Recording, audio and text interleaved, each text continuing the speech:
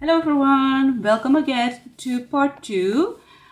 This is a series that I started off and the idea is to flip through the journal, share with you my thoughts on how I create things, how I layer up things, and show you some tips and tricks and create and finish off this journal. So if you haven't seen part 1, just go ahead, grab some cup of coffee and go watch that one first.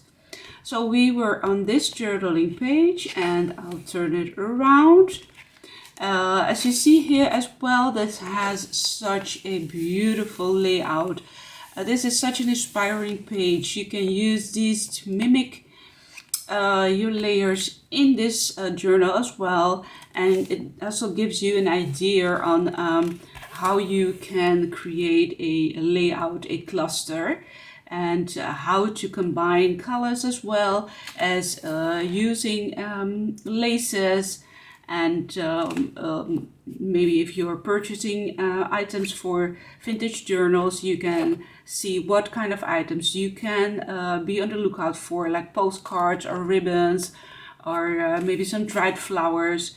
Yeah, these are just really inspiring pages that I love. Then I'll show you this part, which is a beautiful pocket that I created. I used for the base a pretty sturdy like paper, or it's even like a cereal box. And I just attached this beautiful vintage music paper on top of that. I used for the beautiful accents, I used this craft colored tape. For the back, a very dainty cotton ribbon. And then, just created a pocket with some various tuck spots. This is a tuck spot here, and this in the back is also a tuck spot. This page I left blank because I want to leave that for the layout itself. It just looks really beautiful. This is like a layout and this one as well, so that's why I left it blank. But I did put on some fabric swatches around the edges and added a beautiful bulldog clip here with a label. I just love that. Some really fun elements to work with.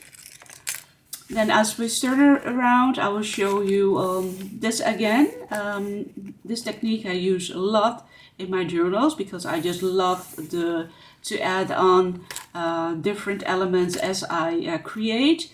And this is a perfect way to do that, using some lace and then again attach it to the paper or whatever thing you want to attach to, and just create a new layer on top of that. Beautiful wax seal here that I did myself, some layers of laces, different paper cutouts, and again some bling pieces. That's what I usually love to combine as well, bling pieces and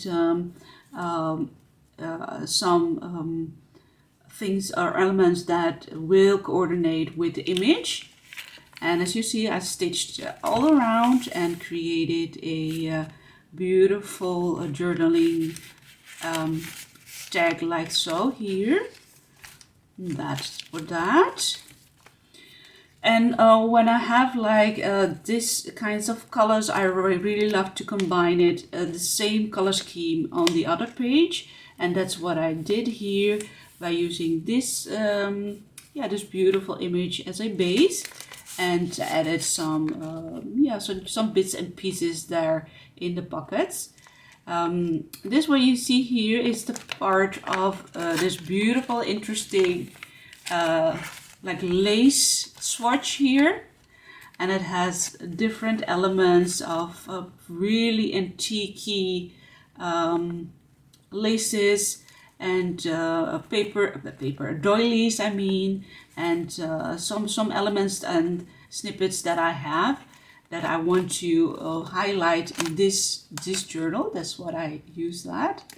And then just to give it a little bit more of a pink touch, because I missed that on this page. That's why I added this beautiful dangle here, and also this beautiful piece of ruffled up lace.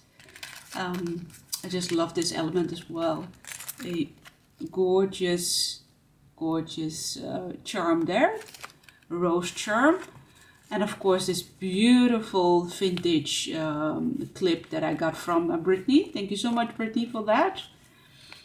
And on this page I created again a pocket, a beautiful snippet here that I used as a dangle, and I mimicked again a vintage leather.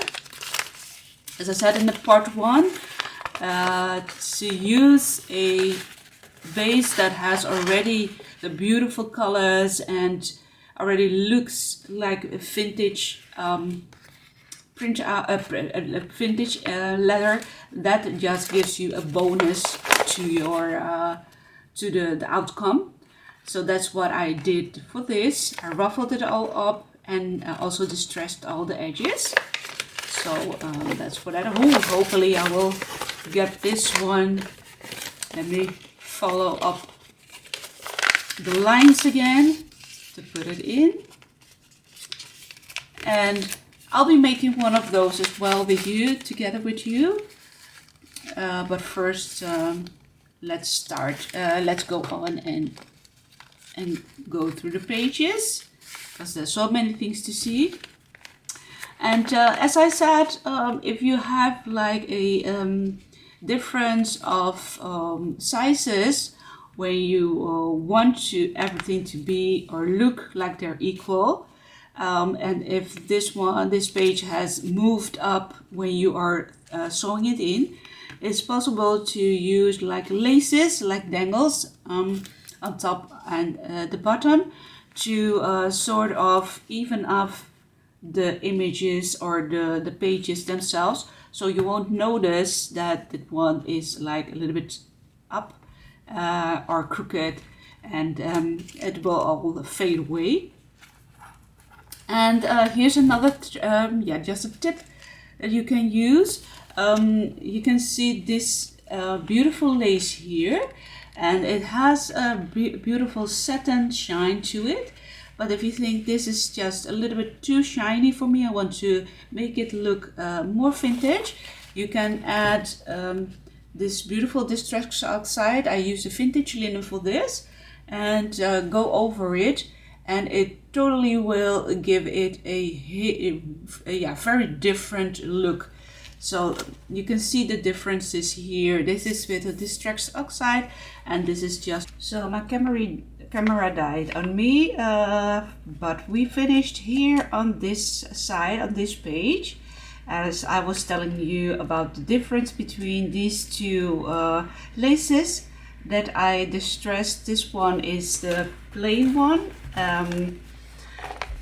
You can see the beautiful shine there, the satin shine.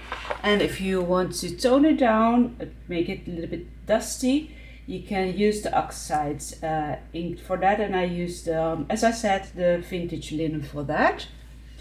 And as I hold her up and close, you can see the beautiful dimension there of the frame, which is a hand, I embossed it myself. So I cut out the frame and I embossed it with beautiful gold flakes. And the inside is already a image that was also from a digital kit. I put that inside, and on top a beautiful mesh here with hearts. I just love this print so much. So that's why that's how I created this cluster. And I also created with a safety pin and a piece of gold thread that I sewn through this beautiful pom-pom. I created a dangle. So that's for this one. Then as we flip it around, you can see that I haven't done much on this side yet, because it's such a beautiful image And yeah, I just decided to leave it that way. And this side is a beautiful dimensional piece as well. As I put it a little bit up close, you can see here is a sort of a dimension. I did that by layering the same image from the back on top of that, but just a little bit larger, and stitched around some edges to, yeah, just to give it a little bit more of interest, and of course to make it more dimensional. I popped in a small piece of the beautiful mesh again behind this quote that says "Stop and smell the roses." Then for this page, I really love it. I loved creating like tuck spots like this. This one is just with a clip here put on, and I just created just a sort of a tuck spot by adding that on top of that. Here's a gorgeous leather again that I distressed. I made it as a sort of yeah, a envelope, but if you open it up like so, you can see the beautiful details in the background. And again, this is a beautiful printout, and this is the lace that I also distressed with my oxide.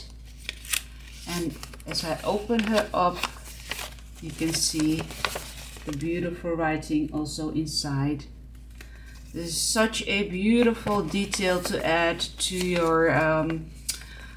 your beautiful journals, and such a great idea to use digital printouts that already are distressed, and that makes it so much easier for you to create. So that's for that.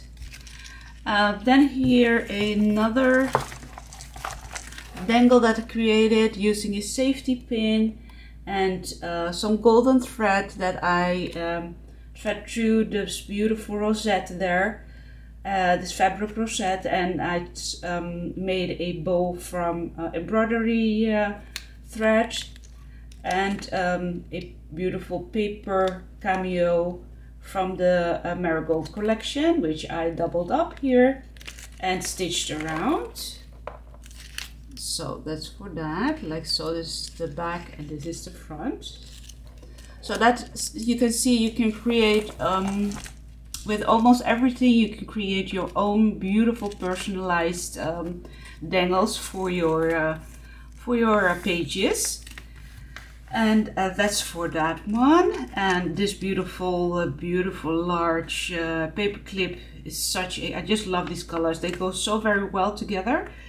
I tucked that because if you take this off, you can see this is already attached, but if you don't do that, it might just flip over a little bit more as you turn the pages. So that's why I attach this paper clip as well to the pages, and as you see, it can just combine and just reinforce the beautiful layout. And of course, it's possible to create like a what they create, just to alter the paper clip itself. But I love this color. It's also possible to create like a dangle on the bottom, so that's also a possibility.